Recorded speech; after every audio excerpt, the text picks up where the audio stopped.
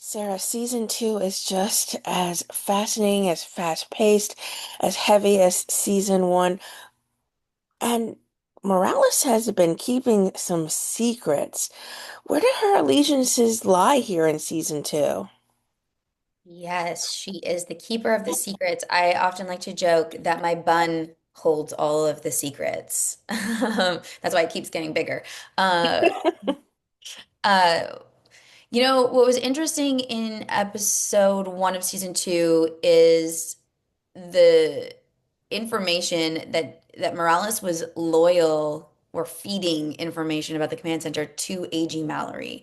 As an actor, I didn't know this, and so it was always really special to get these nuggets of information. And in the moment, I was like, wow, that's really interesting that she has this connection to the AG, but it does seem like when the AG shut down the command center, that loyalty may have been put into question.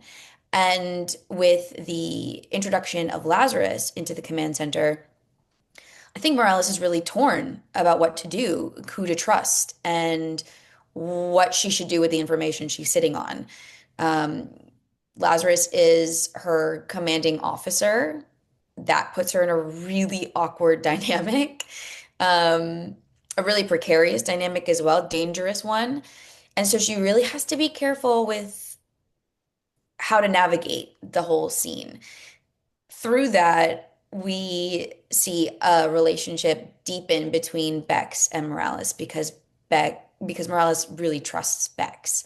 So over the course of the next, few episodes, we're seeing them confiding in each other a little bit more so that the weight of all these secrets, the bun isn't so big, she can share them with somebody she trusts. Well, we mainly see her in the command center. Will we see Morales out in the field more this season?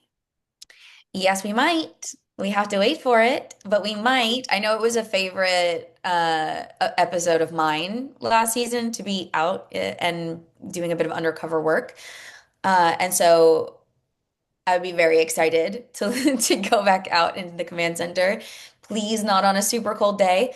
Uh, we're still filming, so we're not at the end yet. There's things to come.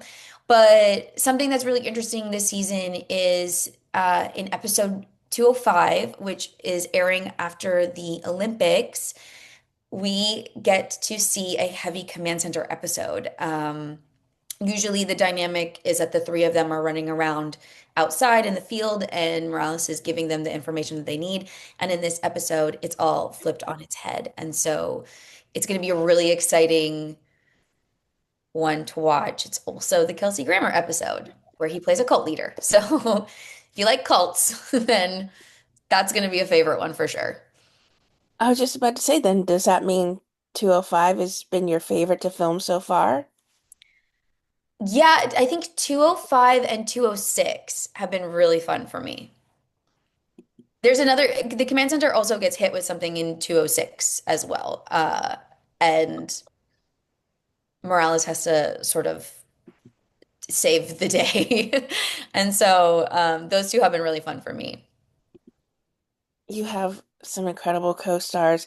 Going into the season, were you looking forward to sharing more scenes with someone or someones in particular? Yeah, I think that, the trio, Bex, Shane, and Hassani have such a wonderful dynamic when you watch season one. It's so clear that they are a unit. And and in season two, I was really hoping for something like that in the command center, and we got it because we introduced two new characters, Ben and Peck, and so we get to see Morales interacting with these two different characters and building her relationship between the two of them, and maybe some one more intimately than the other. So I think it'll be really fun for people to sort of watch this mirroring dynamic between the three out of the command center and the three in the command center. You have some intense and adrenaline run filling scenes for this series. How do you shake off a long day of filming? Great question. There's a sauna in my building, so sometimes I'll go to do the sauna. I love a sauna and a cold plunge. This season is a lot. This season is different a little bit than last season. I felt last season, was really, really dark. This season is still dark, but I think the writers are having a lot of fun leaning into the macabre and the camp. And that's more my jam when it comes to horror. Like I loved Cabin in the Woods um and so we're leaning into some of these like quirky, wacky serial killers and I find them so entertaining. So I don't need so much decompressing this season because I'm finding that it these serial killers are just like a lot of fun. Like there's like a whole influencer one. I mean, last night's episode was the crypto one, and it's like with the Rolex on the eyes, it's like it's just a lot of fun. So many great guest stars this season. Is there a particular one that you were most excited to get to work with? Well, the thing about working in the command center is that I don't often Yes. get to work Cross with paths. serial killers. Yeah, there might be one crossover coming up that we haven't filmed yet. But one thing that I thought was really cute and lovely is that Josh Dallas is one of our serial killers, and it was a manifest reunion for Melissa. So seeing Melissa and Josh come together on set one day was like so fun. They were so cute and so fun. And yeah, I mean, I think it's moments like that that just make working on the show really special that we can do things like that. That's really cool. What do you think it is about the hunting party that just has fascinated so many people? It's such a great series. Oh, thanks. I think there's a few things going on. I think that we have these amazing guest stars that we get to come in and play these really intense people.